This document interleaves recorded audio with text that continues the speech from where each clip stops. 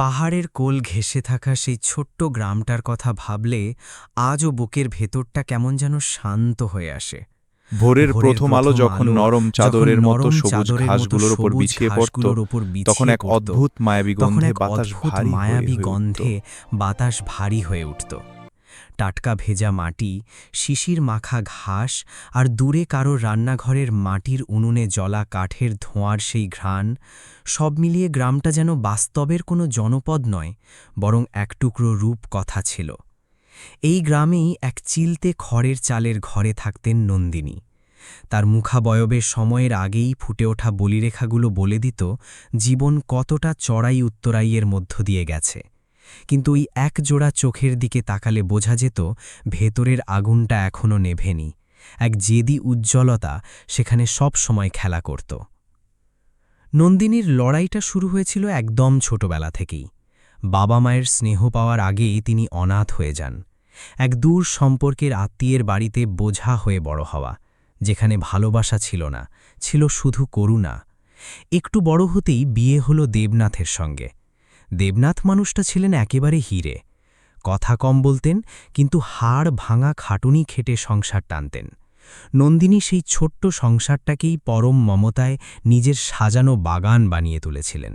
আর সেই বাগানে সবথেকে সুন্দর ফুল হয়ে ফুটল তাদের একমাত্র ছেলে সূর্য। নামটা নন্দিনী নিজেই খুব যত্ন করে রেখেছিলেন। তিনি বিশ্বাস করতেন তার অন্ধকারের দিনগুলো ঘুচিয়ে দিতেই এই ছেলের জন্ম। সূর্য বড় হতে লাগল এক আশ্চর্য মেধা নিয়ে। গ্রামের পাঠশালার মাস্টারমশাই প্রায়ই নন্দিনীকে ডেকে বলতেন, নন্দিনী, তোমার এই ছেলে কিন্তু একদিন সবাইকে ছাপিয়ে যাবে, ওর নজর অনেক উঁচুতে। তখন নন্দিনী আঁচলে মুখ ঢেকে হাসতেন, বুকটা গর্বে ভরে উঠত তার। কিন্তু সুখের দিনগুলো যেন পাহাড়ের কুয়াশার মতোই ক্ষণস্থায়ী ছিল। সূর্যের বয়স তখন মাত্র ৮। একদিন ভর দুপুরে দেবনাথ মাঠে কাজ করতে করতে হঠাৎই লুটিয়ে পড়লেন। বাড়িতে যখন তাকে নিয়ে আসা হলো, মানুষটার শরীর তখন নিথর। সেই রাতেই পাড়ার মানুষকে সাক্ষী রেখে দেবনাথ চলে গেলেন না ফেরার দেশে। নন্দিনীর মাথার উপর আকাশ ভেঙে পড়ল। যে মানুষটার উপর ভর করে তিনি স্বপ্নের জাল বুনছিলেন, সেই মানুষটাই তাকে মাঝপথে ফেলে চলে গেলেন। কিন্তু আশ্চর্যের বিষয় হল, নন্দিনী ভেঙে পড়লেন না। কান্নায় ভেঙে পড়লে সূর্যকে কে আগলাবে? তিনি পাথর হয়ে গেলেন। এরপর শুরু হলো এক অসম লড়াই। একবেলা খেয়ে অন্যবেলা না খেয়ে দিন কাটতে লাগল। অন্যের জমিতে মজুরি খাটতে গিয়ে নন্দিনীর কোমল দুহাতে কড়া পড়ে গেল। রোদে পুড়ে গায়ের রং তামাটে হল, কোমরটা গেল নুইয়ে। কিন্তু সন্ধেবেলায় যখন ক্লান্ত শরীরে বাড়ি ফিরতেন আর সূর্য মা বলে দৌড়ে এসে জড়িয়ে ধরত, তখন সারা দিনের সব যন্ত্রণা যেন ম্যাজিকের মতো উবে যেত।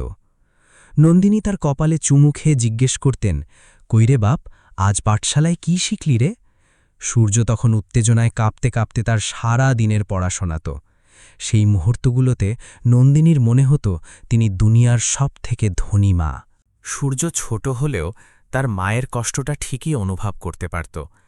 মাঝে মাঝে রাতে যখন কুপিবাতির টিমটিমে আলোয় মা ছেলের কথা হতো, সূর্য আবেগপ্রবণ হয়ে পড়ত। একদিন সে মায়ের খসখসে হাত দুটো নিজের ছোট হাতের মুঠোয় নিয়ে বলেছিল, মা, আমি যখন বড় হব না, তখন তোমাকে আর কিচ্ছু করতে দেব না, তুমি শুধু রাজরানীর মতো বসে থাকবে। নন্দিনী চোখে জল চেপে হেসে বলেছিলেন, পাগল ছেলে, তুই শুধু মানুষের মতো মানুষ হ, আমার তাতেই শান্তি। সেদিন রাতে অনেকক্ষণ পর্যন্ত নন্দিনী সূর্যের নিশ্চিন্তে ঘুমন্ত মুখটার দিকে তাকিয়েছিলেন। ওইটুকু মুখে যে অপার শান্তি খেলা করছিল, সেটাই ছিল নন্দিনীর বেঁচে থাকার একমাত্র রসদ আর আগামীর স্বপ্ন। বছর ঘুরে সূর্যের বয়স এখন ১০। সেই বছর গ্রামে একটা শোরগোল পড়ে গেল। পাশের বিশাল ময়দানে মেলা বসবে। এই মেলা সচরাচর আসে না। কয়েক বছর পরপর যখন আসে, তখন দূর দূরান্তের গ্রাম থেকেও মানুষ ভেঙে পড়ে। চায়ের দোকান থেকে শুরু করে ঘাটের আড্ডা, সবখানেই মেলা নিয়ে জল্পনা কল্পনা। ছোটদের তো পা মাটিতে পড়ছেই না, বড়দের মনেও কেমন একটা ছটফটে ভাব। সূর্য তো সেই কবে থেকে নন্দিনীর আঁচল ধরে ঝুলে আছে। মা, যেতেই হবে কিন্তু। নন্দিনী প্রথমে নাই করে দিয়েছিলেন। ঘরের হাল ভালো না, হাতে টাকা নেই বললেই চলে। তার উপর ভিড়ের মধ্যে একা এক নারী ছেলেকে নিয়ে কিভাবে সামলাবেন সেই ভয়টাও মনের কোণে খচখচ করছিল। কিন্তু সূর্যের ওই চিকচিক করা চোখের দিকে তাকিয়ে আর না বলতে পারলেন না। মেলার দিন সকালে তাড়াতাড়ি উনুনে আঁচ দিলেন নন্দিনী। পাতলা খিচুড়ি রানলেন, দুজনে মিলে তৃপ্তি করে খেলেন। মা পরম মমতায় সূর্যের আলমারির সবচেয়ে ভালো জামাটা বের করে দিলেন, গাঢ় নীল রঙের একটা শার্ট। কত কষ্ট করে জমানো টাকায় ওটা কিনেছিলেন তিনি। আয়নার সামনে দাঁড়িয়ে নিজের চেহারা দেখে সূর্যের সে কি হাসি! মা, দেখো তো, আমাকে ঠিক রাজপুত্রর মতো লাগছে না? নন্দিনী শুধু হাসলেন আর আদুরে হাতে ওর এলোমেলো চুলগুলো ঠিক করে দিলেন। তারপর মা আর ছেলে ঘর থেকে বেরোলেন হাতে হাত রেখে।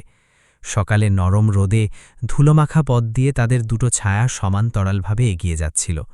যদি কেউ আগে থেকে জানত যে এই হাতটাই আজ শেষবার ধরা, তাহলে হয়তো নন্দিনী ওই মুহূর্তটাকে চিরস্থায়ী করার কোনো পথ খুঁজতেন।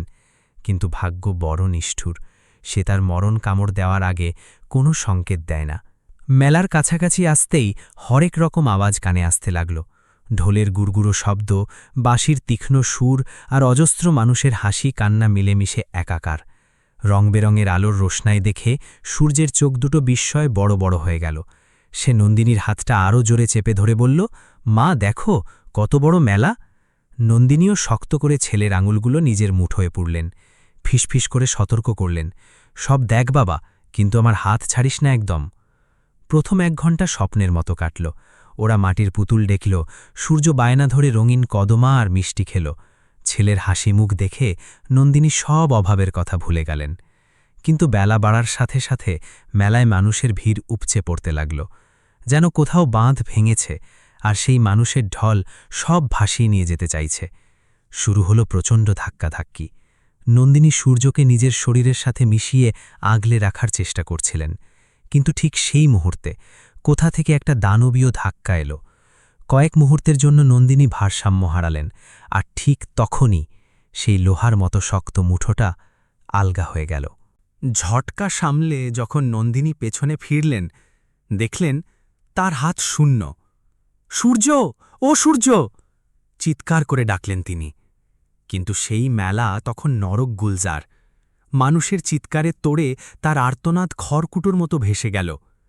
তিনি পাগলের মতো এদিক ওদিক ছুটকে লাগলেন, মানুষের গায়ের ওপর পড়লেন, হোঁচট খেলেন। আমার ছেলে, কেউ কি আমার ছেলেকে দেখেছেন? কিন্তু কারোর দায় পড়েনি থামার। প্রত্যেকের নিজের একটা জগৎ আছে, নিজের মানুষ আছে। ওই জনসমুদ্রে নন্দিনী নিছকই এক অচেনা আর্তনাদ হয়ে রইলেন। ঘণ্টার পর ঘণ্টা কেটে গেল। গলা চিড়ে যাচ্ছে তৃষ্ণায়, পা চলছে না, চোখের জল শুকিয়ে চোখ দুটো টকটকে লাল। সূর্য কোত্থাও নেই।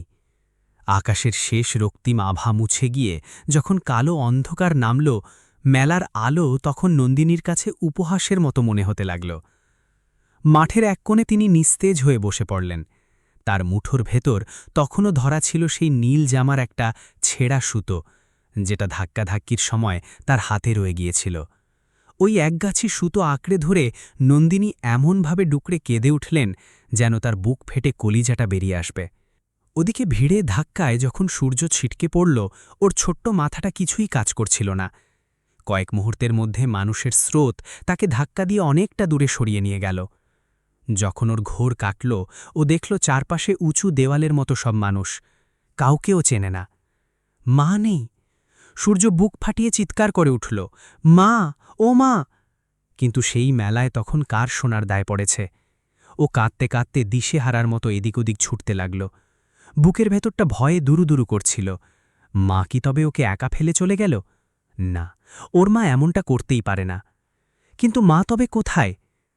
রাতের অন্ধকারে এক বয়স্ক দম্পতির নজর পড়ল সেই কাঁদতে থাকা বাচ্চাটার ওপর। পদ্মিনী আর বিশ্বনাথ, এমন 2 মানুষ যারা জীবনে অনেক চড়াই উতরাই দেখেছেন, তাই অন্যের চোখের জল তাদের বুক কাঁপিয়ে দিত। নিজেদের কোনো সন্তান ছিল না। মেলা দেখে বাড়ি ফেরার পথে সূর্যকে দেখে পদ্মিনী ওখানেই বসে পড়লেন। মায়াভরা গলায় জিজ্ঞেস করলেন, কি হয়েছে রে বাপ, তুই একা কেন এখানে? সূর্য তাদের দিকে তাকাল। ফোলা চোখ আর নোনা জলে ভেজা মুখ নিয়ে ও শুধু ডুকরে কেঁদে উঠল। সেই রাতে পদ্মিনী আর বিশ্বনাথকে নিজেদের ঘরে নিয়ে গেলেন। অনেক চেষ্টা করলেন ওর বাড়ির খবর জানতে, কিন্তু সূর্য তখন আতঙ্কে নীল হয়ে আছে। না মনে পড়ছে গ্রামের নাম, না চেনে রাস্তা। শুধু চোখের সামনে ভাসছে মায়ের মুখটা। কাঁদতে কাঁদতে কখন যে সে ঘুমিয়ে পড়ল নিজেই জানত না। নন্দিনী সেই রাতে মেলার মাঠ ছেড়ে এক পাও নড়লেন না। তার যাওয়ার কোনো জায়গা ছিল না, আর মনের কোণে আশা ছিল হয়তো সূর্য ফিরে আসবে। কিন্তু সেই রাত আর শেষ হল না। পরের দিন তিনি পাগলের মতো এদিক ওদিক ছুটলেন। সমুদ্রের মাঝে এক ফোঁটা জল যেমন খুঁজে পাওয়া অসম্ভব, ওই ভিড়ে একটা 10 বছরের বাচ্চাকে খুঁজে পাওয়াও তেমনই কঠিন। দিন গেল, সপ্তাহ গেল, নন্দিনীর ঘরটা খাঁ খাঁ করতে লাগল। দেওয়ালের দিকে তাকালে শুধু স্মৃতিরা হাহাকার করে উঠত। টাকা পয়সা যা ছিল সব ছেলেকে খুঁজতেই শেষ হয়ে গেল। শেষমেশ ভিটে মাটিও হাতছাড়া হল। একদিন নন্দিনী আবার ফিরে এলেন সেই মেলার মাঠে। যেখান থেকে সূর্য হারিয়েছিল সেখানেই বসে পড়লেন, আর উঠলেন না। ধুলোমাখা ছেঁড়া কাপড়ে হাত পেতে বসে থাকা ওই নারীটিকে গ্রামবাসী ভিখারিনী নাম দিল। কেউ দয়া করে 2 পয়সা দিত, কেউ বা অচ্ছুত ভেবে পাশ কাটিয়ে যেত। কিন্তু নন্দিনীর কোনো নালিশ ছিল না। তার শুধু একটাই কাজ, অপেক্ষা। মা ঠিক জানেন তার সূর্য বেঁচে আছে, একদিন ঠিক ফিরে আসবে। প্রতিটি যুবকের মুখে তিনি নিজের হারানো ছেলের ছায়া খুঁজতেন। ঠোঁট দুটো সবসময় বিড়বিড় করত, যেন কোনো অদেখা মানুষের সাথে কথা বলছেন। হাড় কাঁপানো শীতের রাতে যখন শরীরটা কুঁকড়ে যেত, তখন সেই নীল সুতোটা, যা আজও তার মুঠোয় ধরা, সেটা বুকের সাথে চেপে ধরতেন। মনে হতো ওই সুতোটাতেই বোধহয় তার ছেলের শরীরের লেগে আছে। এভাবে কেটে গেল 5 বছর, 10 বছর, 15 বছর। নন্দিনীর কোমর নুনে গেল, চুলগুলো ধবধবে সাদা হয়ে উঠল, চোখের আলো ঝাপসা হয়ে এলো। কিন্তু তিনি সেখান থেকে 1 ইঞ্চিও নড়লেন না। মাঠের ওই কোণে তিনি যেন শিকড় গাড়া এক বৃদ্ধ বটগাছ, নিশ্চল, অটল। ওদিকে পদ্মিনী আর বিশ্বনাথ সূর্যকে শুধু আশ্রয়ই দেননি, একেবারে নিজেদের সন্তানের মতো বুকে টেনে নিয়েছিলেন। আদর, ভালোবাসা আর ভালো শিক্ষার কোনো অভাব রাখেননি। সূর্য থেকে সে হয়ে উঠল সূর্য বিশ্বনাথ। পড়াশোনায় সে ছিল ভীষণ মেধাবী। দিনরাত এক করে অমানসিক পরিশ্রমের পর একদিন সেই প্রতীক্ষিত খবরটা এলো, সূর্য সিভিল সার্ভিস পরীক্ষায় পাশ করেছে। লিস্টে ছেলের নাম দেখে বিশ্বনাথ আর পদ্মিনী অঝরে কাঁদলেন। বিশ্বনাথ জড়িয়ে ধরে বললেন, বাবা, তুই আজ আমাদের জীবন সার্থক করে দিলি। সূর্য তাদের পা ছুঁয়ে প্রণাম করল। কিন্তু সেই চরম খুশির মুহূর্তেও বুকের খুব গভীরে থাকা একটা চেনা মুখ বারবার উকি দিচ্ছিল। একটা ঝাপসা মুখ, যার গায়ের ওমটা সে এত বছর পরেও অনুভব করতে পারে। সেদিন রাতে নিজের ঘরের দরজা বন্ধ করে সূর্য খুব কেঁদেছিল। বাইরের মানুষের কাছে সেটা ছিল আনন্দের কান্না, কিন্তু সূর্যের সেই কান্নায় মিশেছিল এমন এক গভীর যন্ত্রণা, যাই 20 বছরেও একটুও শুকোয়নি। জেলার বড় অফিসার হিসেবে সূর্য যেদিন প্রথম নিজের গাড়িতে চড়ে বেরোল, রাস্তার দুপাশের মানুষ হাঁ করে তাকিয়েছিল। কিন্তু সূর্যের কানে তখন আর বাইরের কোনো কোলাহল পৌঁছচ্ছিল না। তার কানে শুধু একটা নরম, ক্লান্ত গলা বাজছিল, খোকা, তুই বড় হয়ে অফিসার হবি। নন্দিনীর গলা। সূর্য জানত ওই কথাটার মান রাখতে তাকে এখনও অনেক পথ হাঁটতে হবে। একসময় সে এক প্রকার মেনেই নিয়েছিল যে মা হয়তো আর বেঁচে নেই। কথাটা ভাবলেই বুকের ভেতরটা দুমড়ে যেত তার। তাই সেই কষ্ট ভোলাতে নিজেকে পাহাড় প্রমাণ কাজীর নিচে কবর দিয়ে রাখত সূর্য। আর ঠিক সেই বছরই খবর এলো ওই মাঠে আবার বড় মেলা বসবে। সেই একই মাঠ, একই চেনা ভিড়, আর ডিউটি পড়ল খোদ সূর্যের ওপর। খবরটা পাওয়ার পর থেকেই মনের ভেতর কেমন একটা অজানা অস্থিরতা শুরু হলো। এই তো সেই জায়গা যেখানে 20 বছর আগে তার গোটা পৃথিবীটা ওলটপালট হয়ে গিয়েছিল। মেলার দিন সকাল থেকেই আবহাওয়াটা ছিল অদ্ভুত গোছের। রোদও নেই, আবার মেঘলাও বলা যায় না, যেন প্রকৃতি নিজেও কোনো এক বড় ঘটনার অপেক্ষায় দম আটকে আছে। মেলা জমে উঠেছে। চারিদিকে নাগরদোলার শব্দ, রঙিন খেলনা, জিলাপির গন্ধ আর হাজারো মানুষের কোলাহল। কিন্তু এই সব জৌলসের মাঝে একটা জায়গা ছিল যেখানে মেলা পৌঁছয়নি। মাঠের পূব দিকের সেই পুরনো অশ্বত্থ গাছটার নিচে। সেই এবড়োখেবড়ো শিকড়ের ওপর বসে আছেন এক বৃদ্ধা, পরনে ধুলোমাখা জরাজীর্ণ শাড়ি, মাথার চুলগুলো জট পাকিয়ে সাদা হয়ে গেছে, কোমরটা ধনুকের মতো বাঁকা, কাঁপতে থাকা হাত দুটো সামনের দিকে বাড়ানো, যেন কারো অপেক্ষায়। এই সেই নন্দিনী, 20 বছর আগে যে নারী নিজের জীবনের শেষ সম্বলটুকু নিয়েই মাঠে এসেছিল, সে আজ এই মাঠেরই একটা অবিচ্ছেদ্য অংশ। চোখের দৃষ্টি এখন ঝাপসা হয়ে এসেছে, কিন্তু এই ঘোলাটে চোখজোড়াও মেলায় আসা প্রতিটি পার হওয়া মানুষের দিকে তীক্ষ্ণভাবে তাকিয়ে থাকে। পথ দিয়ে হেঁটে যাওয়া প্রতিটি লম্বা চওড়া যুবকের দিকে নজর পড়লেই থমকে যান তিনি। চেনা চেনা কোনো গলার স্বর কানে এলেই বুকের ভেতরটা ধরফর করে উঠত নন্দিনীর। পাশ দিয়ে কত মানুষ হেঁটে যায়, কেউ করুণা করে আধুলি ছুড়ে দেয়, কোনো ছোট বাচ্চা এই থুকথুরে ভিখারিনীকে দেখে ভয়ে মায়ের আঁচলে মুখ লুকিয়ে ফেলে। এসব দেখে নন্দিনীর ফাটল ধরা ঠোঁটে একটা ম্লান শুকনো হাসি ফুটে উঠত শুধু। সেদিন সকালে মেলার প্রধান ফটক দিয়ে ঢুকল সূর্য বিশ্বনাথের সরকারি গাড়ি। সঙ্গে 2 জন পুলিশ, একজন অ্যাসিস্ট্যান্ট আর লোকাল এক অফিসার সমানে বকবক করে এলাকার হিসেব বুঝিয়ে চলেছে। উর্দিতে সূর্যকে দেখতে বেশ রাশভারী লাগে, চোখ মুখ শক্ত। কিন্তু কাছের মানুষগুলো জানে ওই কড়া আবরণের ভেতরে একটা বড্ড নরম মন লুকিয়ে আছে। মেলার তদারকি শুরু হলো। সূর্য খুঁটিয়ে খুঁটিয়ে সব দেখছে। ভিড় সামলানোর কি ব্যবস্থা, মেডিকেল ক্যাম্প কোথায়, হারিয়ে যাওয়া বাচ্চাদের অ্যানাউন্সমেন্ট বুথ ঠিকঠাক কাজ করছে কিনা। কাজের মধ্যে একেবারে ডুবেছিল ও। কিন্তু ওই যে এই জায়গাটায় এলেই বুকের ভেতরটা কেমন যেন ফাঁকা হয়ে আসে। সেই পুরনো অস্বস্তিটা আবার ফিরে আসছিল। হঠাৎ অ্যাসিস্ট্যান্ট সুমন্ত পাশ দিয়ে বলে উঠল, স্যার, পূব দিকের কোনটায় মনে হয় একটু গণ্ডগোল, দোকানদাররা খামোখা বেশি জায়গা দখল করে বসে আছে। সূর্য মাথা নেড়ে বলল, চলো দেখছি। সেদিকে এগোতেই ওই পুরনো অশ্বত্থ গাছটার কাছাকাছি এসে ওর পা দুটো যেন ভারী হয়ে গেল। গাছের তলায় বসে আছেন এক বৃদ্ধা। দৃশ্যটার মধ্যে এমন কিছু একটা ছিল যা সূর্যকে থমকে দাঁড়াতে বাধ্য করল। হয়তো ওই হাড় জিরজিরে শরীরটা, হয়তো শূন্যে বাড়িয়ে রাখা ওই কাঁপা কাঁপা হাতটা, কিংবা এমন কিছু যা মন টের পায় কিন্তু বুদ্ধি দিয়ে ব্যাখ্যা করা যায় না। সুমন্ত ফিসফিস করে বলল, স্যার, এই বুড়িটা বছরের পর বছর এখানেই পড়ে আছে। লোকজনের ধারণা মাথার তার একটু, বলে নিজের আঙুল দিয়ে মাথার কাছে ইশারা করল।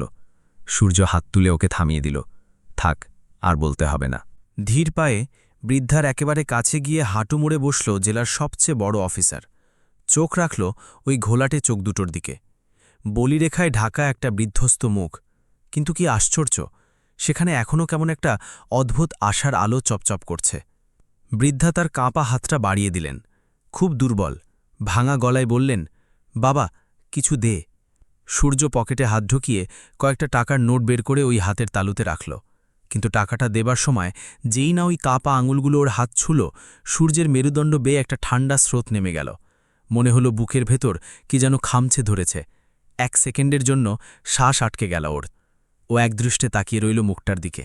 কিছু একটা আছে, বড্ড চেনা। ওই বলিরেখা আর ঘোলাটে চোখের আড়ালে এমন কিছু একটা লুকিয়ে আছে যা ওকে বহু দূরের কোনো পুরনো স্বপ্নের দিকে টানছে। মাথার ভেতরটা কেমন যেন গুলিয়ে গেল ওর।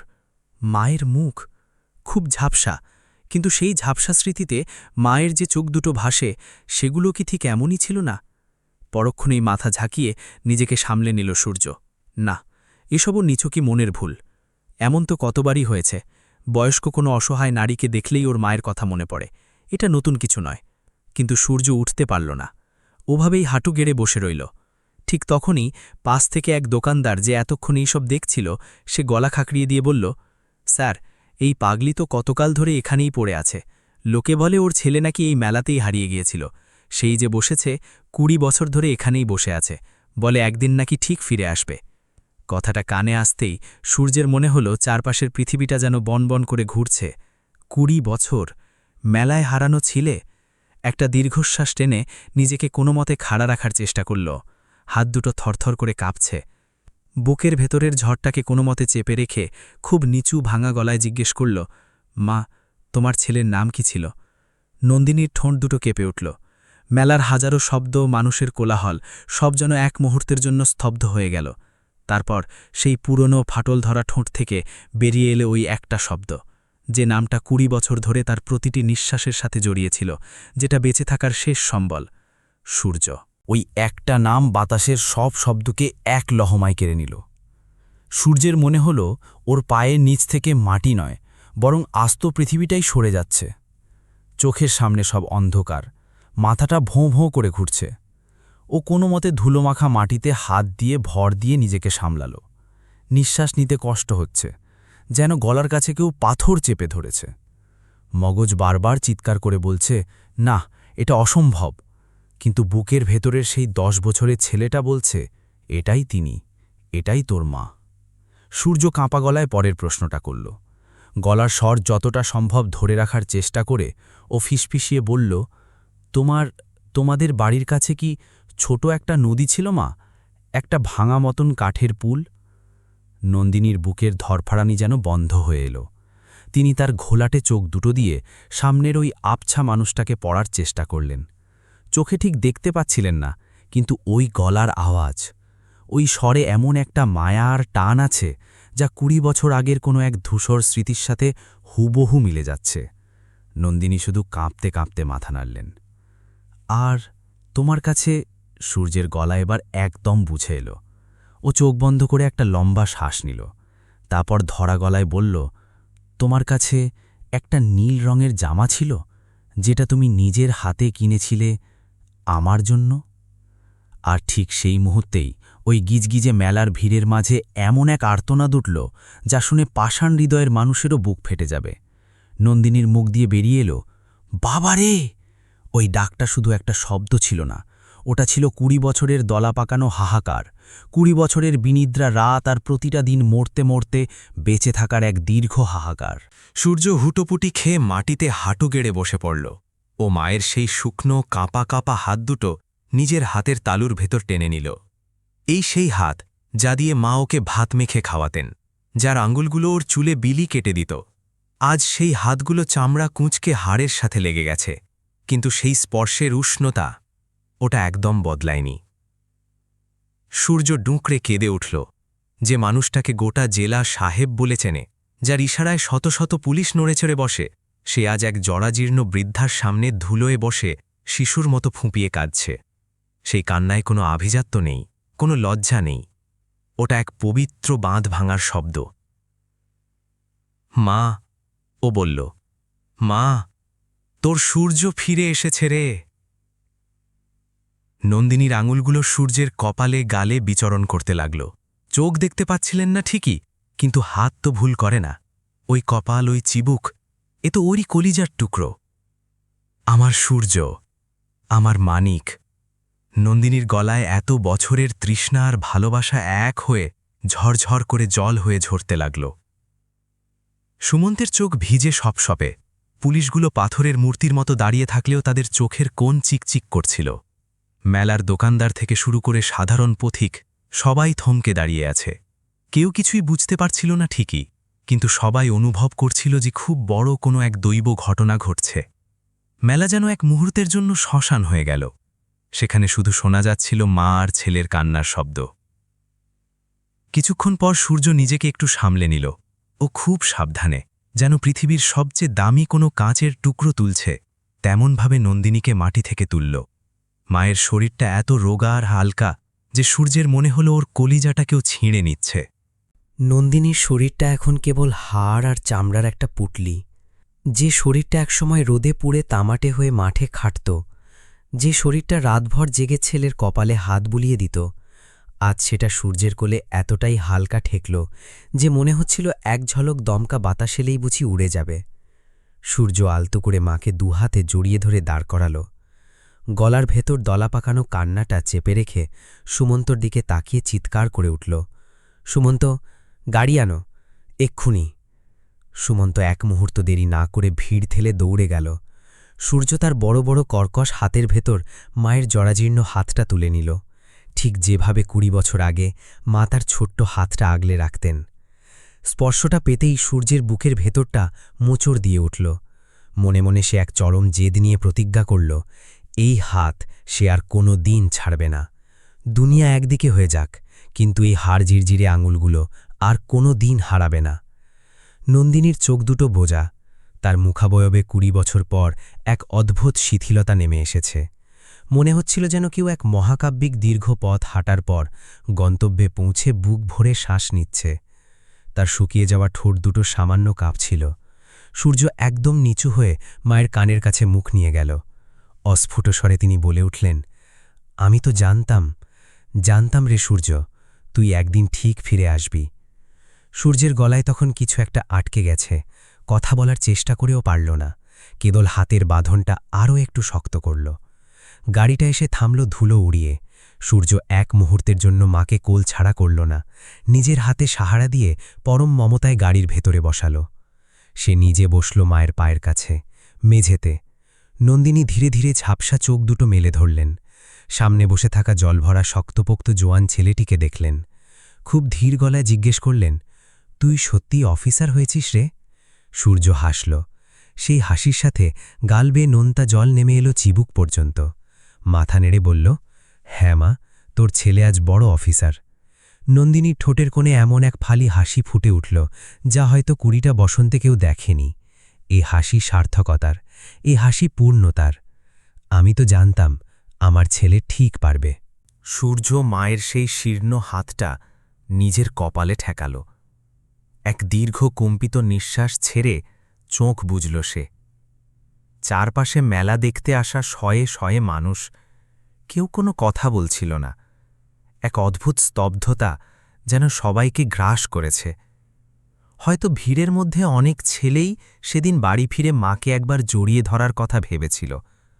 অনেক মাই তার অবাধ্য ছেলের জন্য আরও একটু বেশি দোয়া চেয়েছিল, কারণ তারা শুধু দুজন মানুষের পুনর্মিলন দেখেনি, তারা দেখেছিল সময়ের চাকার ওপর জেদ আর ভালোবাসার এক অমোঘ জয়। গাড়ি চলতে শুরু করল। ২০টা বছর পর নন্দিনী আবার তার সন্তানের পাশে।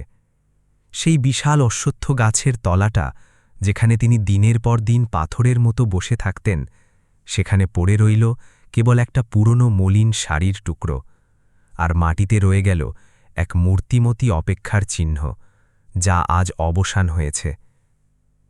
শহরের দিকে গাড়ি যত এগোচ্ছিল, সূর্য ততবার মায়ের মুখের দিকে তাকাচ্ছিল।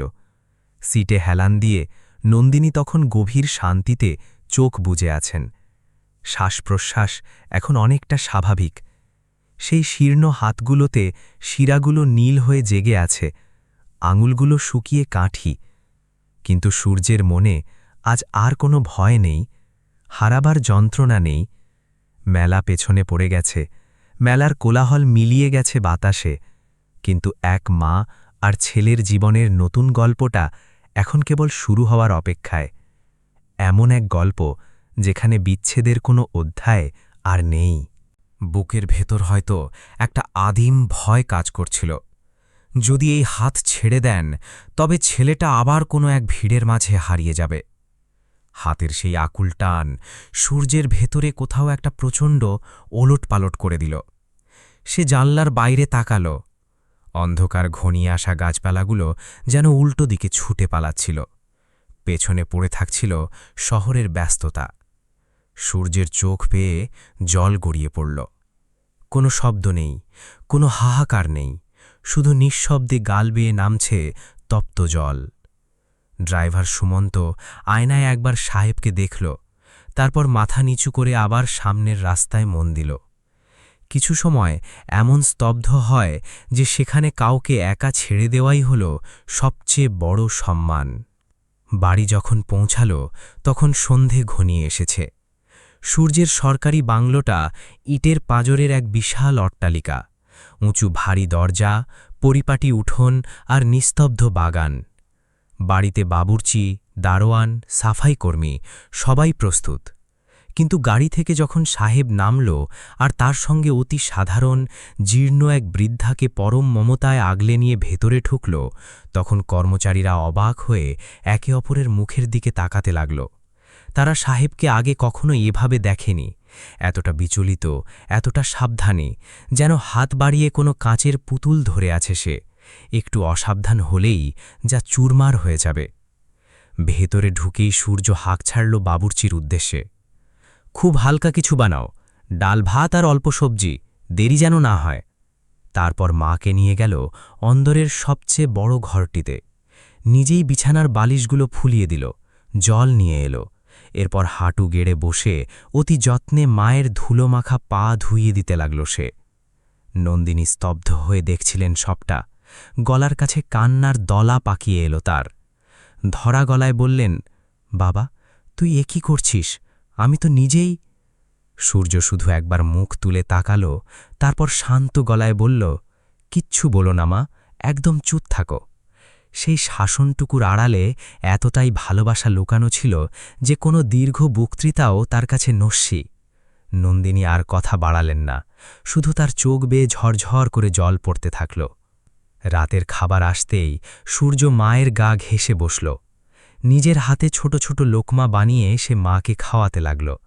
নন্দিনীর গলা বুঝে আসছিল, বারবার চোখ ছাপিয়ে জল নামছিল তার। সূর্য প্রবোধ দিয়ে বলল, খাও মা, আগে একটু খেয়ে নাও তো। নন্দিনী কাঁদতে কাঁদতেই বললেন, বাবা তুইও খা। সূর্যের উত্তর ছিল সংক্ষিপ্ত, আমি খাবো ক্ষণ, আগে তুমি শেষ করো। ঠিক এই কথাটাই তো নন্দিনী একসময় ছোট্ট সূর্যকে বলতেন। 20 বছর পর সেই একই দৃশ্য, শুধু ভূমিকাগুলো পাল্টে গেছে।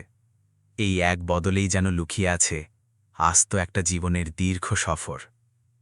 খাওয়া শেষ করে সূর্য অনেকক্ষণ মায়ের পাশে বসে রইল। ঘরে একটা টিমটিমে প্রদীপ জ্বলছিল, সেই মৃদু আলোয় মায়ের ক্লান্ত মুখটা অদ্ভুত মায়াবী দেখাচ্ছিল।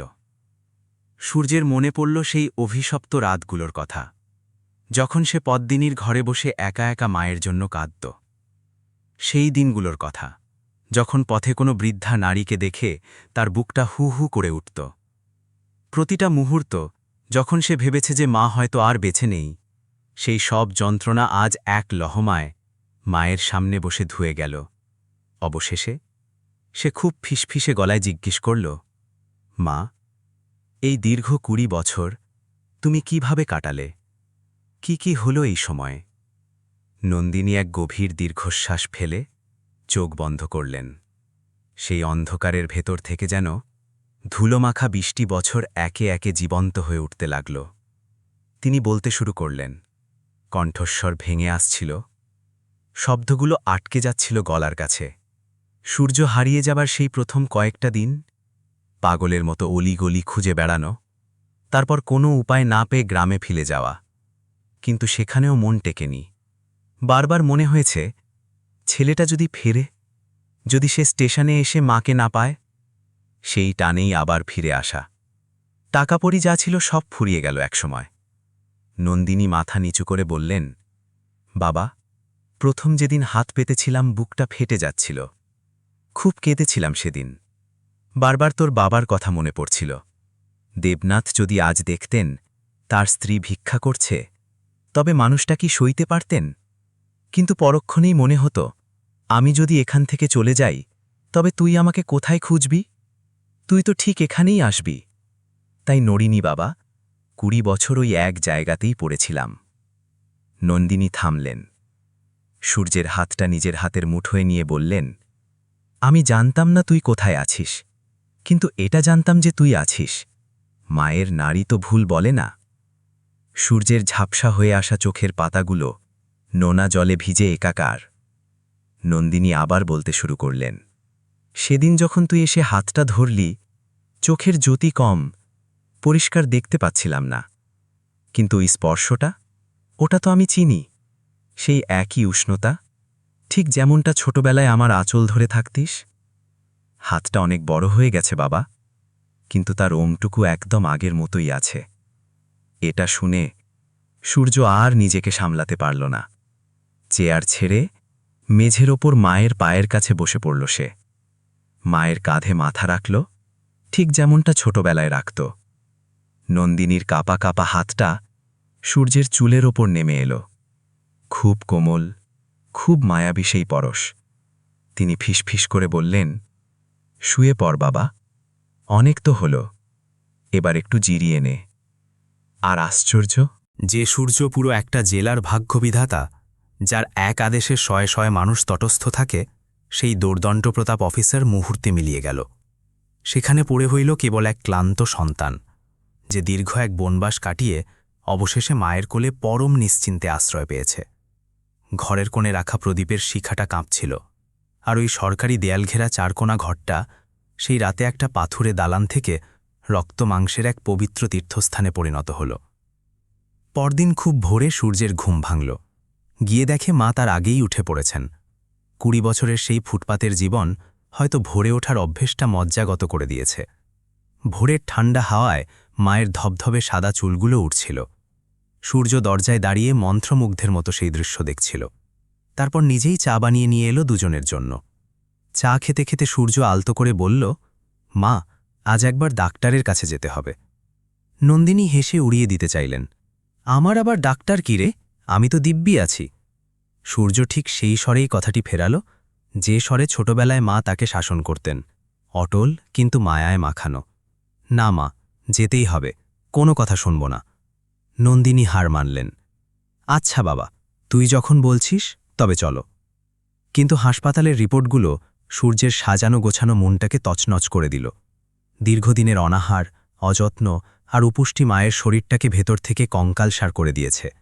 শরীরে রক্ত নেই বললেই চলে, হাড়গুলো জীর্ণ, আর চোখের যে দৃষ্টি চলে গেছে তা পুরোপুরি আর ফেরানো সম্ভব নয়। ডাক্তার যখন বললেন বছরের পর বছর ঠিকমতো খেতে না পাওয়ার ফলেই এই দশা, তখন সূর্যের মনে হল কেউ যেন তার বুকে একটা ভারী পাথর বসিয়ে দিয়েছে। রিপোর্টটা হাতে নিয়ে করিডোরে একা দাঁড়িয়ে রইল সে। একটা দীর্ঘ শ্বাস যেন বুক চিড়ে বেরিয়ে এলো।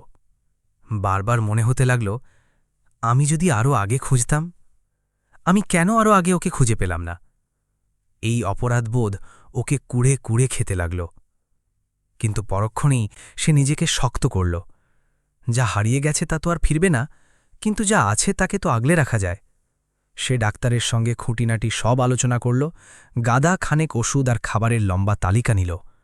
বাড়ি ফিরেই সে রাঁধুনিকে ডেকে কড়া নির্দেশ দিল, কখন কি রান্না হবে, কতটা পুষ্টিকর হবে, সব যেন ঘড়ি ধরে হয়।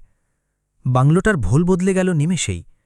যেখানে আগে শুধু ফাইলের স্তূপ, অফিসিয়াল মিটিং আর গাম্ভীর্য ছিল, সেখানে এখন একটা স্নেহের পরশ লেগেছে।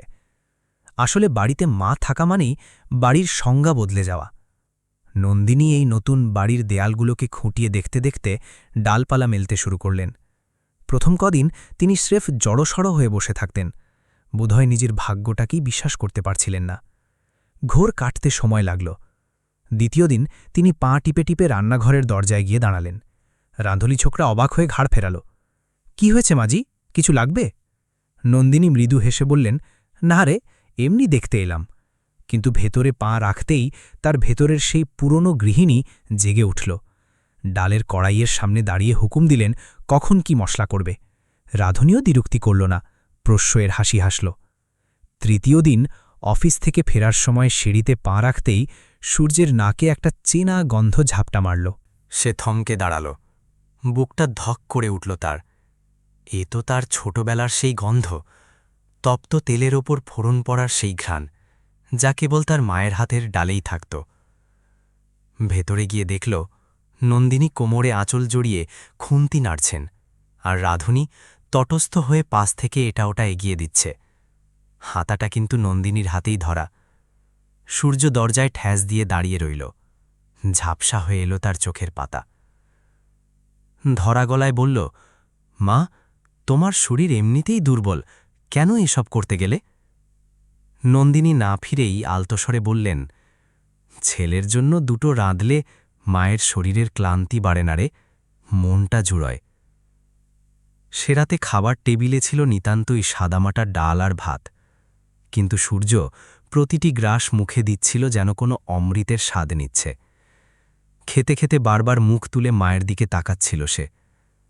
নন্দিনী একটু কুণ্ঠিত হয়ে শুধলেন, কেমন হয়েছে রে, নুনঝাল ঠিক আছে? সূর্য এক মুহূর্ত থেমে বলল, পৃথিবীর সেরা ডাল হয়েছে মা। নন্দিনীর ঠোঁটে তখন যে হাসিটা খেলা করছিল, সূর্যের মনে হল তার এত বছরের সব লড়াই, সব অর্জন এই এক চিলটে হাসির কাছে তুচ্ছ। এই খোঁজ নেওয়া, এই মাথার উপর ছায়া, এটাই তো সে চিরকাল চেয়ে এসেছিল। দিনগুলো শান্ত হয়ে এলো। ভালো খাওয়া দাওয়া আর ছেলের সঙ্গ যেন নন্দিনীর শরীরে ওষুধের চেয়েও বেশি কাজ করছিল। সূর্য বাড়ি ফিরেই সোজা মায়ের ঘরে যেত। অফিসের ধকল কাটিয়ে মায়ের পাশে বসে দুদণ্ড জিরিয়ে নেওয়াটাই ছিল তার পরম শান্তি। নন্দিনীর চোখের সেই উদাস চাহনিটাও পাল্টে গেল। যে চোখ দুটো একসময় শ্মশানের মতো খাঁ খাঁ করত, সেখানে এখন এক স্নিগ্ধ প্রশান্তি। কিন্তু পুরনো ক্ষত তো আর একদিনে শুকয় না। একদিন অফিসে বড় এক মিটিংয়ের চাপে সূর্যকে খুব ভোরেই বেরিয়ে যেতে হলো। মাকে বলার সুযোগ পেল না। ফিরতে ফিরতে সন্ধে গড়িয়ে রাত। বারান্দায় পা রাখতেই বুকটা ছ্যাত করে উঠল তার। দেখল ঘুটঘুটে অন্ধকারের মাঝে নন্দিনী একা একটা চেয়ারে পাথরের মতো বসে আছেন। সূর্য দ্রুত কাছে গিয়ে বলল, মা, এভাবে অন্ধকারে বসে আছো কেন? ভেতরে চলো। নন্দিনী চাইলেন না, শুধু নিষ্পৃহ গলায় শুধলেন, কোথায় ছিলি এতক্ষণ? সূর্য ব্যস্ত হয়ে কৈফিয়ত দিল, অফিসে খুব কাজ ছিল মা। নন্দিনী কোনো তর্কে গেলেন না, কিন্তু তার মুখে সেই পুরনো বিষণ্ণতার ছায়াটা ফিরে এলো। সূর্য তৎক্ষণাৎ মায়ের পাশে হাঁটু গেড়ে বসল, তার ঠান্ডা হাতটা নিজের হাতের মুঠোয় নিয়ে বলল, মা, ভয় পেও না, আমি কোথাও চলে যাইনি। নন্দিনী এবার চোখ তুলে তাকালেন, ধীর স্বরে বললেন, বাবা, এই মনটা যে একবার ভেঙেছে, সে আর সহজে কাউকে বিশ্বাস করতে চায় না। 20টা বছর যে বড় দীর্ঘ সময়। কথাটা চাবুকের মতো লাগল সূর্যের বুকে। সে মাকে সজোরে নিজের বুকের কাছে টেনে নিল, তার মাথায় নিজের মাথা ঠেকিয়ে ফিসফিস করে বলল, মা, আজ থেকে আমি যেখানেই যাই তোকে বলে যাব, আর ফিরে আসব সেই কথা দিয়েই আসব। ওই একটা দিনই যথেষ্ট ছিল। সেই থেকে সূর্যের নিয়ম হয়ে গেল অফিসে পা বাড়ানোর আগে মায়ের আশীর্বাদ নেওয়া, আর ফেরার সময় একবার অন্তত গলার সাড়া দেওয়া। এটা স্রেফ নিয়ম ছিল না, এটা ছিল একটা ধসে পড়া বিশ্বাসকে তিলে তিলে ইঁট গেঁধে আবার গড়ে তোলার যুদ্ধ। ধীরে ধীরে নন্দিনীর মনে সেই ভরসাটুকু ফিরল, তার চোখে ঘুম এলো, খাওয়ার রুচি বাড়ল। একদিন দেখা গেল তিনি নিজেই উঠোনে একটা মাদুর পেতে রোদে পিঠ দিয়ে বসে আছেন। চোখ দুটো বুজে শান্তিতে রোদ মাখছেন তিনি।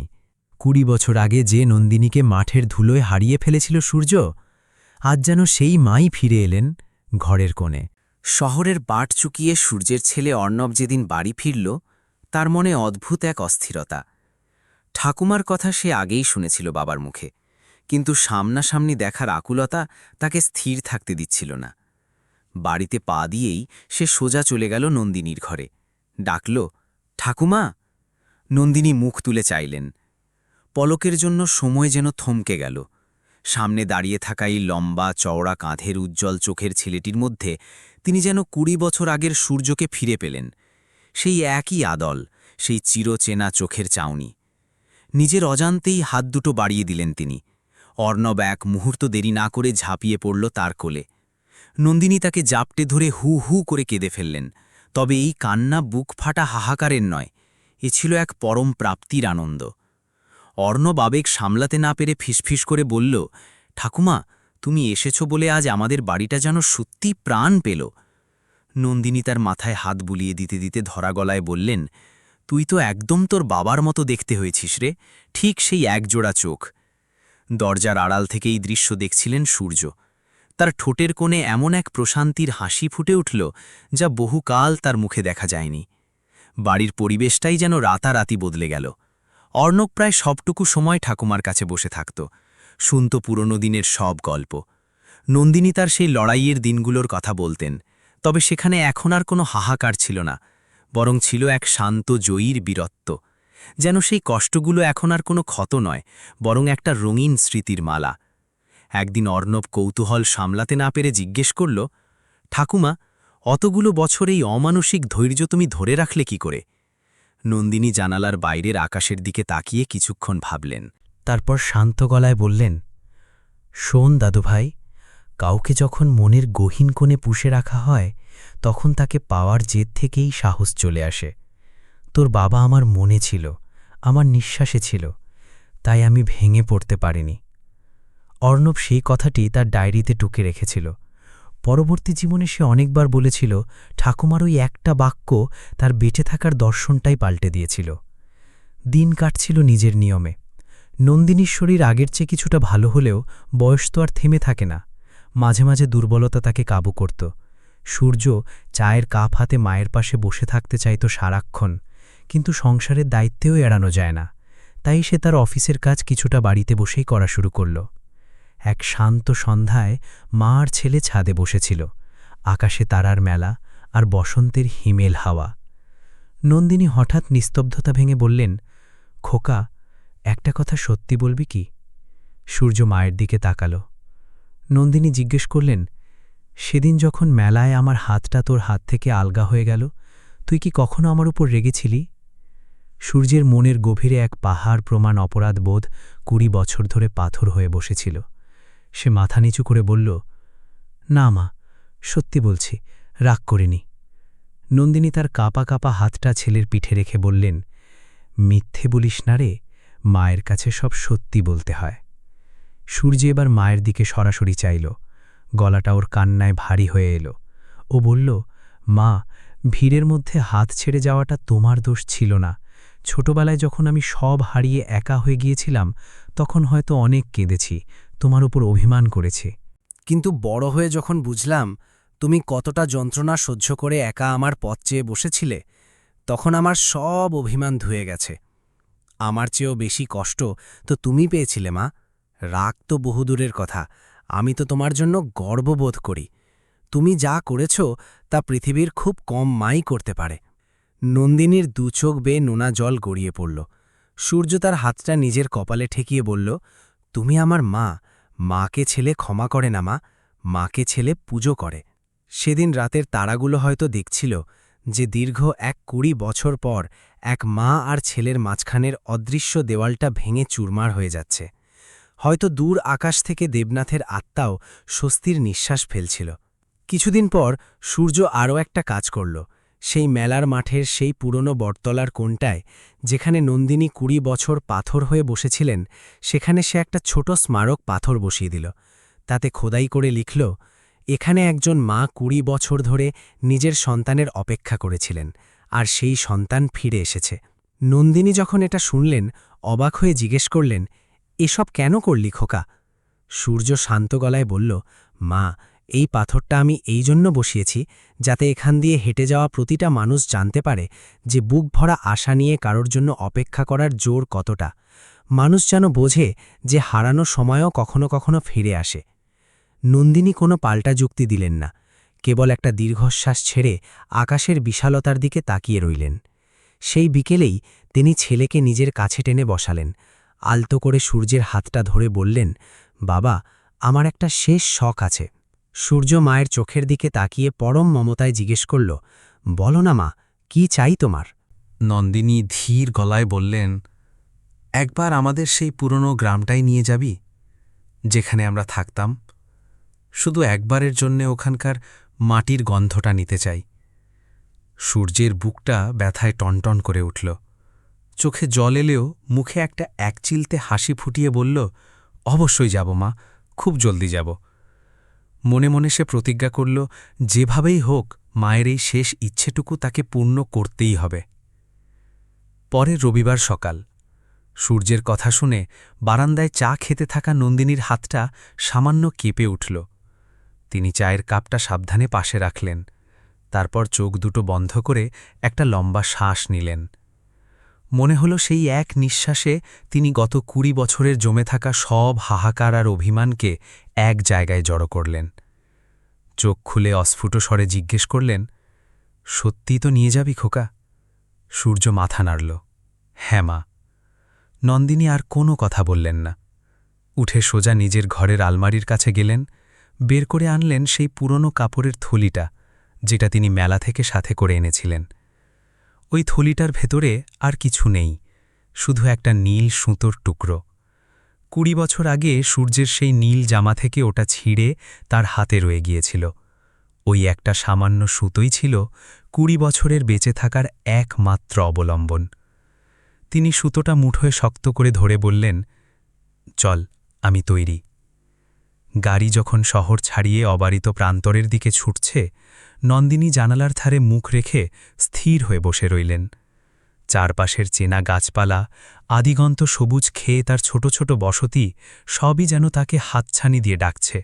দীর্ঘ সময় পর পরিচিত আশ্রয়ের দিকে ফেরার যে অনুভূতি, তা প্রকাশ করার মতো ভাষা হয়তো ডিকশনারিতে নেই। ওটা না আনন্দ, না বিষাদ, ওটা হলো এক ধরনের আত্মার মুক্তি। সূর্য নিঃশব্দে ড্রাইভ করছিল। পাশে বসা অর্ণব পরম শ্রদ্ধায় ঠাকুমার জীর্ণ হাতটা নিজের হাতের ওপর রাখল। নন্দিনী নাতির দিকে তাকিয়ে ম্লান হাসলেন। রাস্তার এক মোড়ে হঠাৎ নন্দিনী বলে উঠলেন, একটু থামবি বাবা? গাড়ি থামল। সামনেই একটা ছোট্ট নদী, আর তার ওপর সেই চেনা পাথরের পুরনো পুল। নন্দিনীর চোখ ঝাপসা হয়ে এলো। তিনি ফিসফিস করে বললেন, এই তো সেই পুলটা। সূর্য বলল, হ্যাঁ মা, ঠিক ধরেছ, গ্রামের মুখে সেই পুরনো সেতু। সূর্য মাকে হাত ধরে অতি সন্তর্পণে পুলের ওপর নিয়ে গেল। অর্ণবও সাথে সাথে রইল। তিনজনে দাঁড়িয়ে নদীর বয়ে চলা দেখছিলেন। 20 বছর পেরিয়ে গেলেও নদীর জলের কোনো পরিবর্তন নেই। নদী জানে না কার জীবনে কত ঝড় বয়ে গেছে, সে শুধু আপন বেগে বয়ে চলে। হঠাৎ অর্ণব নিচ থেকে একটা পাথর কুড়িয়ে নিয়ে সজোরে নদীতে ছুঁড়ে মারল। সেই শব্দে নন্দিনী খিলখিল করে হেসে উঠলেন। বহু বছর পর তার বুক চিরে এমন এক নির্মল হাসি বেরিয়ে এলো। অর্ণবের দিকে তাকিয়ে তিনি তৃপ্তির স্বরে বললেন, ঠিক যেন ওর বাবার মতো হয়েছে, অবিকল সেই ছটফকানি। অর্ণব আবেগ সামলাতে না পেরে ঠাকুমাকে জাপটে ধরল। সূর্য একপাশে দাঁড়িয়ে সবটা দেখছিল। তার মনে হল, জীবনে যদি সত্যিই কিছু অর্জন করে থাকে, তবে তা কোনো দামি গাড়ি বা বিশাল অট্টালিকা নয়, বরং এই একটা মুহূর্ত। এইটুকুর জন্যই যেন তার সারা জীবনের সব পরিশ্রম সার্থক। গাড়িটা আবার ধীর লয় চলতে শুরু করল, এবং কিছুক্ষণের মধ্যেই তাদের চেনা গ্রামটা চোখের সামনে ভেসে উঠল। গ্রামটা দেখা মাত্রই নন্দিনী পাথরের মতো চুপ হয়ে গেলেন। বাইরের দিকে তাকিয়ে রইলেন পলক নিশ্চোখে। 20 বছরে গ্রামটা অনেক বদলে গেছে। কিছু নতুন পাকা দালান উঠেছে, আবার অনেক চেনা পুরনো বাড়ি ভেঙে ধুলোয় মিশেছে। সেই পাঠশালাটা চোখে পড়ল, যেখানে সূর্য প্রথম অ আ ক খ শিখেছিল। সেটার দেওয়ালগুলো এখনও কোনো মতে দাঁড়িয়ে আছে ঠিকই, কিন্তু মাথার ওপর ছাদ নেই। অনেক কিছুই কেমন অচেনা কেকছে, আবার কিছু জায়গায় পুরনো স্মৃতির আবছা ছায়া। সূর্য একদিকে আঙুল বাড়িয়ে বলল, ওই দেখো মা। নন্দিনী দেখলেন সেই বাড়িটা। খোলার ছাদটা বহু আগে ভেঙে পড়েছে, জীর্ণ দেওয়ালগুলো এখন মাটির দিকে নুয়ে পড়েছে। উঠান ভরে গেছে বুনো ঘাস আর আগাছায়। এটাই ছিল তাদের সেই সুখের সংসার। এখানেই নন্দিনী দেবনাথের হাত ধরে নতুন জীবন শুরু করেছিলেন। এখানেই সূর্যের জন্ম হয়েছিল। এই উঠানেই একসময় উনুন জ্বলত, রান্নার গন্ধে মম করত চারপাশ, আর ছোট্ট সূর্য মায়ের আঁচল ধরে ঘুরঘুর করত সারাক্ষণ। গাড়ি থামতেই নন্দিনী নামলেন। সূর্য আলতো করে মায়ের হাত ধরল। নন্দিনীর পা দুটো যেন চলতে চাইছিল না, মনটাও বড্ড ভারী হয়ে আসছিল। উঠানে পা রাখতেই সেই চিরচেনা মাটির স্পর্শ পেলেন তিনি। এই সেই মাটি যেখানে তিনি বছরের পর বছর হাড় ভাঙা খাটুনি হেঁটেছেন। ঠিক যেখানে একসময় উনুন ছিল, সেখানে গিয়ে স্থির হয়ে দাঁড়ালেন তিনি। এখন আর কিচ্ছু নেই সেখানে, শুধু পোড়া ছাইয়ের কিছু বিবর্ণ চিহ্ন পড়ে আছে। নন্দিনী নিচু হয়ে এক মুঠো মাটি তুলে নিলেন তালুতে, তারপর পরম শ্রদ্ধায় তা কপালে ঠেকালেন। চোখ বুঝতেই গাল বেয়ে জলের ধারা নেমে এলো। খুব অস্পষ্ট স্বরে ফিসফিস করে বললেন, দেবনাথ। শব্দটা বাতাস ছাড়া আর কেউ শুনতে পেল না। সূর্য পাশেই দাঁড়িয়েছিল। সে কোনো কথা বলল না। সে জানত এই কান্নাটা মায়ের খুব দরকার ছিল। কিছু যন্ত্রণা থাকে যা কেবল চোখের জল হয়েই মুক্তি পায়, তাকে বাধা দিতে নেই। খানিকক্ষণ পর নন্দিনী চোখ মুছলেন।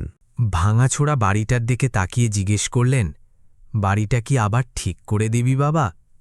সূর্য সাথে সাথে উত্তর দিল, হ্যাঁ মা, কথা দিচ্ছি, একদম আগের মতো করে দেব। নন্দিনী বাড়িটার দিকে শেষবার তাকালেন এবং ম্লান হাসলেন। সেই হাসির মধ্যে যেন একটা দীর্ঘ প্রতীক্ষার অবসান, এক অদ্ভুত প্রাপ্তি আর পরম পূর্ণতা মিশেছিল। গ্রামের কিছু পুরনো মানুষ তখনও সেখানে ছিলেন। নন্দিনীকে দেখে তারা প্রথমে ঠিক চিনতে পারছিলেন না, কিন্তু যখনই চিনলেন সবার চোখে জল এসে গেল। তার সই রুক্মিণীকাকে তো দেখেই চিৎকার করে উঠলেন, ওরে নন্দিনী, তুই তুই এখনো বেঁচে আছিস? দুজনে একে অপরকে জড়িয়ে ধরে অনেকক্ষণ কাঁদলেন। কাকি বললেন, আমি রোজ ভাবতাম তুই একদিন আসবি। নন্দিনী গর্বের সাথে বললেন, ছেলে নিতে এসেছে কাকি, আমার ছেলে আমাকে নিতে এসেছে। রুক্মিণী কাকি সূর্যের পিঠ চাপড়ে আশীর্বাদ করলেন, ঠিক করেছিস বাবা, মাকে কখনো একা ছাড়তে নেই। ফেরার সময় হল। নন্দিনী সেই পুরনো দরজার চৌকাঠটা একবার হাত দিয়ে ছুলেন, যেন ২০ বছর আগের সেই পুরনো সময়টাকে একবার আলতো করে স্পর্শ করলেন। ফেরার পথে গাড়িতে নন্দিনী একদম শান্ত। শরীরটা ক্লান্ত হলেও মনটা এখন পালকের মতো হালকা। মনে হলো পাহাড় প্রমাণ একটা বোঝা আজ তার বুক থেকে চিরতরে নেমে গেল। জানলা দিয়ে বাইরে তাকিয়েছিলেন নন্দিনী। অবারিত ক্ষেত, সবুজ গাছপালা আর দিগন্তজোড়া আকাশ সবই কেমন শান্ত। তার চোখ মুখে তখন সেই তৃপ্তি যা কেবল তখনই আসে যখন মানুষের মনে হয় দুনিয়ার সব কিছু ঠিক যেখানটায় থাকার কথা ঠিক সেখানেই আছে।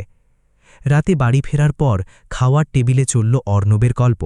সারা দিনের সব খুঁটিনাটি সে ঠাকুমাকে শুনিয়ে ছাড়ল, ঠিক যেমনটা ছোটরা পরম উৎসাহে করে। নন্দিনী শুধু হাসছিলেন, সূর্য এক মনে মায়ের সেই হাসি দেখছিলা।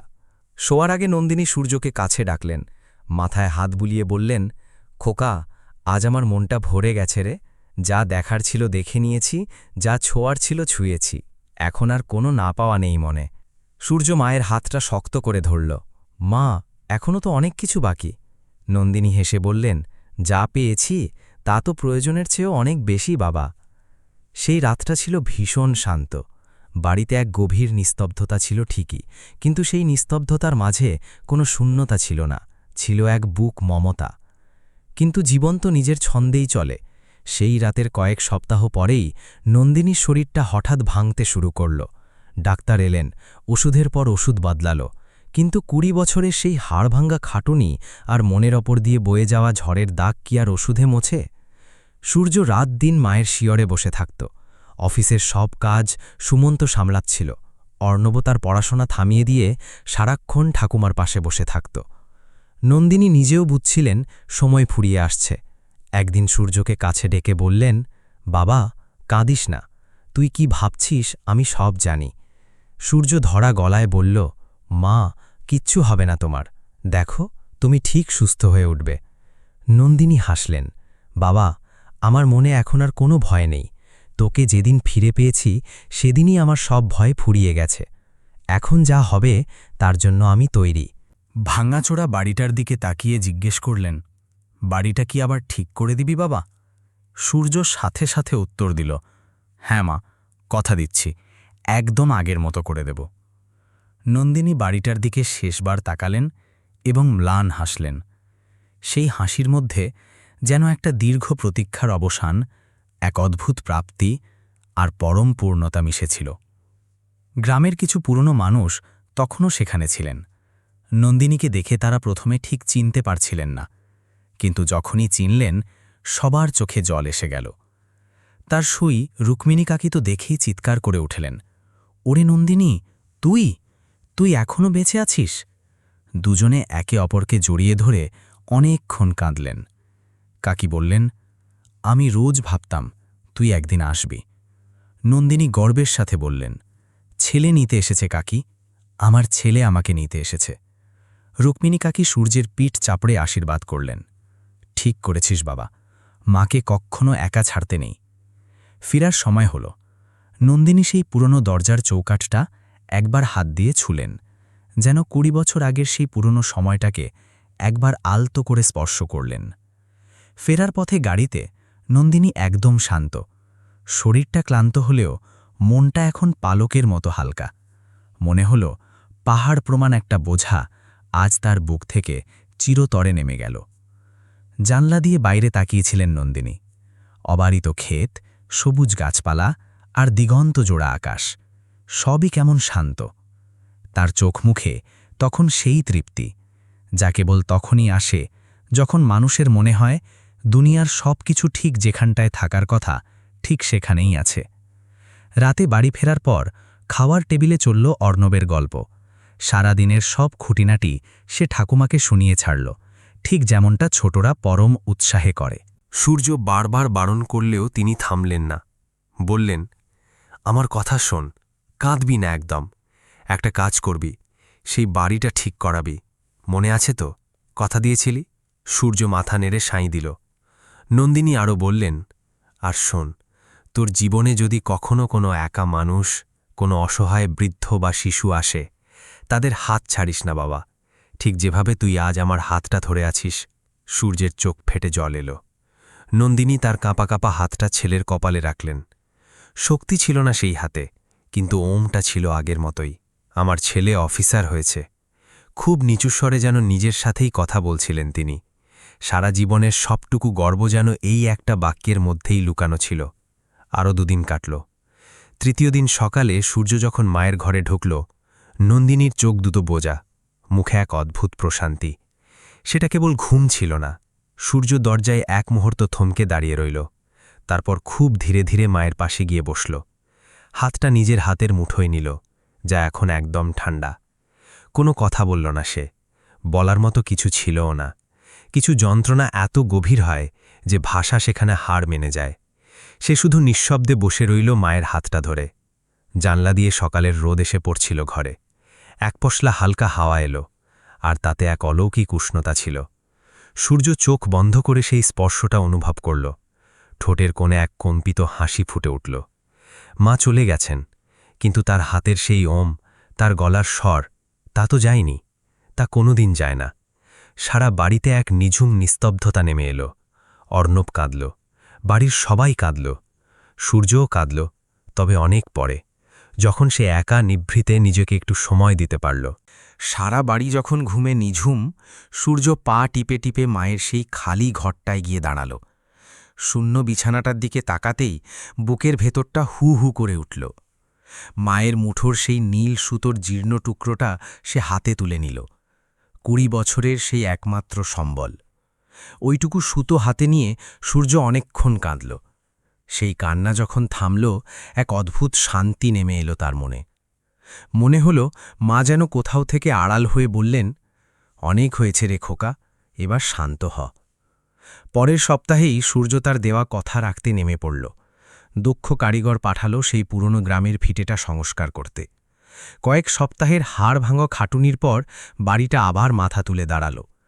তবে জৌলুস বাড়িয়ে নয়, বরং আগের সেই পুরনো ঘরোয়া রূপটা বজায় রেখে। সূর্য জেদ ধরেছিল মাটির দেওয়াল আর সেই পুরনো খোলার ছাদই রাখতে হবে, কারণ শিকড়ের টানটা সে হারাতে চায়নি। উঠোনের যে কোণে মা একসময় উনুন জ্বালাতেন, ঠিক সেখানে সূর্য একটা জুঁই ফুলের চারা লাগাল। মা ফুল বড় ভালোবাসতেন।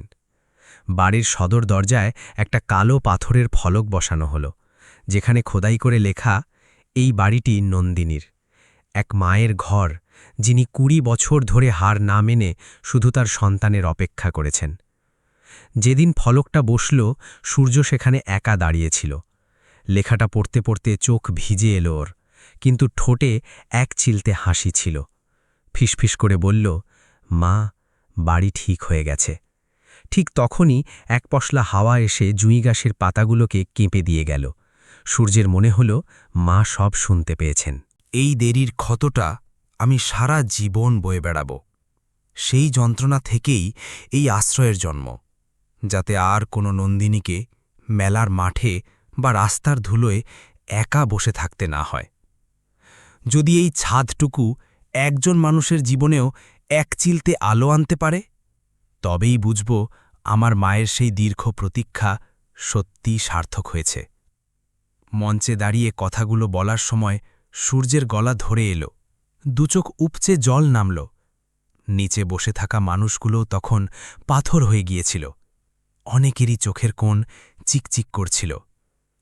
অর্ণব তার ডায়েরিতে সেই দিনের পাতায় লিখেছিল, আজ থেকে ঠাকুমা শুধু আমাদের পরিবারের নন, তিনি বেঁচে রইলেন সবার মধ্যে। সেই দিন থেকেই নন্দিনী আশ্রয়ের পথ চলা শুরু। ভিড় বাড়তে থাকল। সেই সব বৃদ্ধ বৃদ্ধারা আসতে শুরু করলেন, যাদের দেখাশোনা করার কেউ নেই, যাদের ছেলেমেয়েরা অনেক দূরে, বা যারা বড় একা। সেখানে তারা শুধু মাথা গোজার ছাদ আর দুমুঠো অন্ন পেলেন না, পেলেন এমন কিছু মানুষ যারা তাদের সুখ দুঃখের কথা মন দিয়ে শোনে। প্রতি বছর নন্দিনীর স্মৃতিতে সেখানে একটা বিশেষ অনুষ্ঠান হতো। সূর্য সব কাজ ফেলে সেদিন সেখানে যেত। বড় বড় অফিসারগিরি ঝেড়ে ফেলে সে সাধারণ মানুষের মতো সবার সাথে বসে গল্প করত। বয়স্ক মানুষদের হাত ধরে বসে থাকত ঘণ্টার পর ঘণ্টা। সেদিন সে কোনো প্রতাপশালী অফিসার নয়, ছিল কেবল এক হারানো মায়ের ফিরে আসা সন্তান। সময় কারোর জন্য থেমে থাকে না, দেখতে দেখতে সূর্যের চুলে পাক ধরল, কপাল জুড়ে রেখার আলপনা, কিন্তু চোখের সেই তেজটুকু ঠিক আগের মতোই ছিল, যে তেজটুকু মা তাকে আশীর্বাদ। দীর্ঘ সময় পর পরিচিত আশ্রয়ের দিকে ফেরার যে অনুভূতি, তা প্রকাশ করার মতো ভাষা হয়তো ডিকশনারিতে নেই। ওটা না আনন্দ, না বিষাদ, ওটা হলো এক ধরনের আত্মার মুক্তি। সূর্য নিঃশব্দে ড্রাইভ করছিল। পাশে বসা অর্ণব পরম শ্রদ্ধায় ঠাকুমার জীর্ণ হাতটা নিজের হাতের ওপর রাখল। নন্দিনী নাতির দিকে তাকিয়ে ম্লান হাসলেন। রাস্তার এক মোড়ে হঠাৎ নন্দিনী বলে উঠলেন, একটু থামবি বাবা? গাড়ি থামল। সামনেই একটা ছোট্ট নদী, আর তার ওপর সেই চেনা পাথরের পুরনো পুল। নন্দিনীর চোখ ঝাপসা হয়ে এলো। তিনি ফিসফিস করে বললেন, এই তো সেই পুলটা। সূর্য বলল, হ্যাঁ মা, ঠিক ধরেছ, গ্রামের মুখে সেই পুরনো সেতু। সূর্য মাকে হাত ধরে অতি সন্তর্পণে পুলের ওপর নিয়ে গেল। অর্ণবও সাথে সাথে রইল। তিনজনে দাঁড়িয়ে নদীর বয়ে চলা দেখছিলেন। 20 বছর পেরিয়ে গেলেও নদীর জলের কোনো পরিবর্তন নেই। নদী জানে না কার জীবনে কত ঝড় বয়ে গেছে, সে শুধু আপন বেগে বয়ে চলে। হঠাৎ অর্ণব নিচ থেকে একটা পাথর কুড়িয়ে নিয়ে সজোরে নদীতে ছুঁড়ে মারল। সেই শব্দে নন্দিনী খিলখিল করে হেসে উঠলেন। বহু বছর পর তার বুক চিরে এমন এক নির্মল হাসি বেরিয়ে এলো। অর্ণবের দিকে তাকিয়ে তিনি তৃপ্তির স্বরে বললেন, ঠিক যেন ওর বাবার মতো হয়েছে, অবিকল সেই ছটফকানি। অর্ণব আবেগ সামলাতে না পেরে ঠাকুমাকে জাপটে ধরল। সূর্য একপাশে দাঁড়িয়ে সবটা দেখছিল। তার মনে হল, জীবনে যদি সত্যিই কিছু অর্জন করে থাকে, তবে তা কোনো দামি গাড়ি বা বিশাল অট্টালিকা নয়, বরং এই একটা মুহূর্ত। এইটুকুর জন্যই যেন তার সারা জীবনের সব পরিশ্রম সার্থক। গাড়িটা আবার ধীর লয় চলতে শুরু করল, এবং কিছুক্ষণের মধ্যেই তাদের চেনা গ্রামটা চোখের সামনে ভেসে উঠল। গ্রামটা দেখা মাত্রই নন্দিনী পাথরের মতো চুপ হয়ে গেলেন। বাইরের দিকে তাকিয়ে রইলেন পলক নিশ্চোখে। 20 বছরে গ্রামটা অনেক বদলে গেছে।